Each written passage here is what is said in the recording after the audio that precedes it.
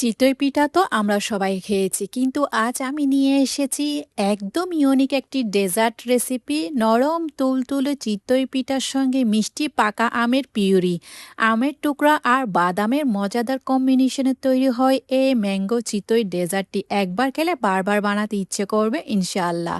আসসালামু আলাইকুম everyone, welcome to Mehinu's mom's kitchen. প্রথমে আমরা চিতই পিঠা তৈরি করার জন্য এখানে আমি নিয়ে নিয়েছি ১ কাপ চিনি গুঁড়া চাল, যে কোনো আপনারা সুগন্ধি চাল নিতে পারেন। ১ কাপ চিনি গুঁড়া চাল নিয়ে নিয়েছি। ১ কাপ সুগন্ধি চালের সাথে দিয়ে দিলাম আমি ১ কাপ বাসমতি চাল। আমরা যেহেতু বাসমতি চালটা খেয়ে থাকি, তাই ওখান থেকে আমি ১ কাপ নিয়ে নিয়েছি। আপনারা গড়ে যে রেগুলার চাল খান ওইখান থেকে ১ কাপ দিয়ে দিবেন। টোটাল এখানে আমি নিয়ে নিয়েছি ২ কাপ চাল। চাল ভালো করে পানি দিয়ে ধুয়ে নিতে হবে, একদম কচলে কচলে, যতক্ষণ না পর্যন্ত পরিষ্কার পানি বের হচ্ছে না ততক্ষণ পর্যন্ত চালটাকে ধুয়ে নিয়েছি।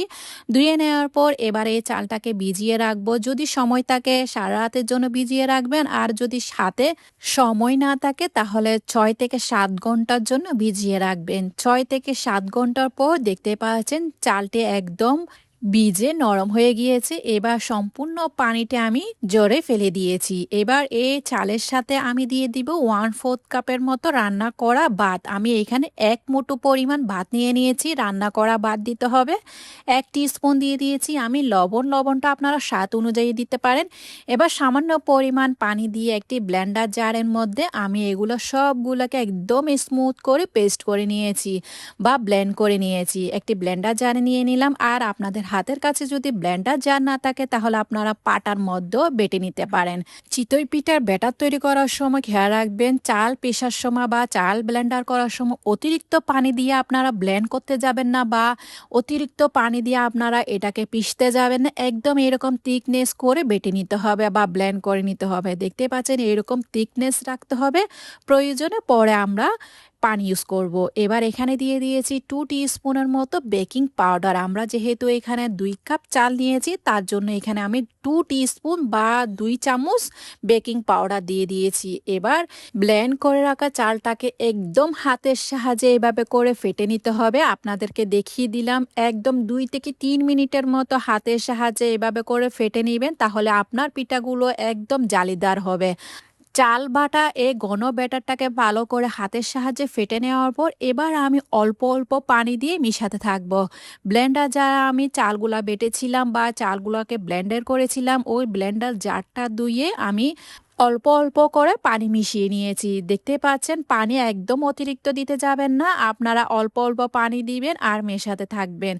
চিতই পিঠার ব্যাটারের ঘনত্বটা কেমন হবে আপনাদেরকে দেখিয়ে দিচ্ছি। চামচের পিছন দিয়ে এমন করে দেখবেন, দেখতে পাচ্ছেন একদম ঘন ব্যাটার হয়েছে। চামচের পিছনটা বুঝে নিবেন ব্যাটার একদম পারফেক্ট। এবার আমি পিঠাগুলো তৈরি করব। তার জন্য চিতই পিঠার ছাঁচ বা চিতই পিঠার প্যান আমি বসিয়ে দিয়েছি। এই প্যানটাকে ভালো করে গরম করে নিতে হবে। চিতই পিঠা করার সময় অবশ্যই চিতই পিঠার ছাঁচটাকে বা প্যানটাকে একদম হাই হিটে গরম করে নেবেন। গরম করে নেওয়ার পর তেল আর পানি মিশিয়ে একটি পরিষ্কার কাপড় দিয়ে মুছে নেবেন। ছাঁচটাকে মুছে নেওয়ার পর যখন শুকিয়ে আসবে, এবার এখানে আমি পরিমাণ মতো ব্যাটারটি দিয়ে দিয়েছি। একদম উঁচু উঁচু করে দিতে যাবেন না। ব্যাটারটি দিয়ে একদম মিডিয়াম টু হাইতে রেখে ২ থেকে ৩ মিনিটের মতো এভাবে বসিয়ে রাখবেন। মাশাআল্লাহ চিতই পিঠাগুলো ফুলে টুইটুম্বর হয়ে গিয়েছে। ভেতরটা একটু চেক করে দেখবেন কাঁচা আছে কিনা। যদি কাঁচা থাকে তাহলে লো করে দিয়ে বসিয়ে রাখবেন সেদ্ধ হওয়ার জন্য, বা পারফেক্টলি চিতই পিঠার ভেতরটা হওয়ার জন্য বসিয়ে রাখবেন। যতবার আপনারা পিঠা তৈরি করবেন ততবার পিঠা তৈরি করার আগে ছাঁচটাকে ভালো করে একদম হাই হিটে গরম করে নেবেন। এরপর আপনারা তেল আর পানি মেশানো ওখান থেকে পরিষ্কার পাতলা কাপড় দিয়ে মুছে নেবেন ছাঁচটাকে।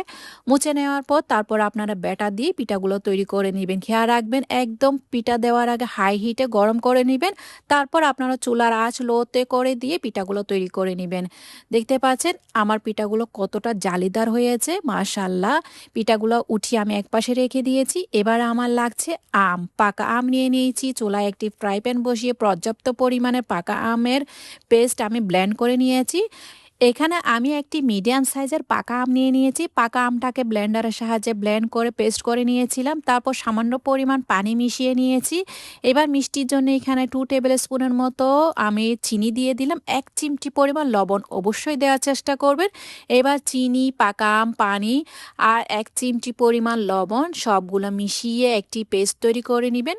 আমের পিউরিটা একদম কালারটি চেঞ্জ হয়ে এসেছে। দেখতেই পাচ্ছেন কত সুন্দর পিউরি তৈরি হয়ে গিয়েছে। এরপর চুলাটা বন্ধ করে দিয়ে পিউরিটাকে পুরোপুরি ঠান্ডা হওয়ার জন্য একপাশে রেখে দিয়েছি। ম্যাঙ্গো পিউরি বা আমের পিউরিটা ঠান্ডা হতে হতে আপনাদের কাছে আমার একটাই রিকোয়েস্ট, আমার রেসিপি যদি আপনাদের কাছে ভালো লেগে থাকে তাহলে ফ্রেন্ডস অ্যান্ড ফ্যামিলির সাথে অবশ্যই শেয়ার করবেন, লাইক, কমেন্ট, সাবস্ক্রাইব করতে একদমই ভুলবেন না। আর আমার ফেসবুক পেজটাকে ফলো করে দিয়ে যাবেন। দেখতে পাচ্ছেন কত সুন্দর জালিদার হয়েছে আমার চিতই পিঠাগুলো। চিতই পিঠাগুলোকে আমি প্লেটে সার্ভিং ডিশে নিয়ে নিয়েছি। উপর দিয়ে আমি যে ম্যাঙ্গো পিউরি বা আমের পিউরিটা রেডি করেছিলাম ওখান থেকে আমি পরিমাণ মতো আমের পিউরি দিয়ে দিয়েছি। উপর দিয়ে কিছুটা গ্রেট করা নারকেল কোড়া দিয়ে দিলাম। তারপর এখানে আমের কিছু টুকরা উপরে দিয়ে দিয়েছি। দেখতে পাচ্ছেন একদম পাকা আমের টুকরা দিয়ে দিলাম পরিমাণ মতো। তারপর এখানে আমার লাগছে পেস্তা বাদাম। আমি পেস্তা বাদাম কুচি দিয়ে দিয়েছি। আপনারা আপনাদের হাতের কাছে যে সব বাদাম আছে আপনারা ওই বাদামটা ইউজ করতে পারেন। মাশাআল্লাহ, এই ডেজার্টটা দেখতে অনেক সুন্দর লাগছে না? সাধারণ চিতই পিঠাকে আজ আমি অসাধারণ রূপ দিয়ে দিয়েছি এরকম একটি পারফেক্ট প্রিমিয়াম ডেজার্টে। পাকা আমের এই সিজনে চিতই পিঠার এই কম্বিনেশনটা কোনোভাবে মিস করা যাবে না। অবশ্যই ট্রাই করবেন। আজকে তাহলে এই পর্যন্ত। দেখা হচ্ছে নতুন আরেকটি রেসিপি নিয়ে। সে পর্যন্ত ভালো থাকবেন, সুস্থ থাকবেন, আমার জন্য দোয়া করবেন।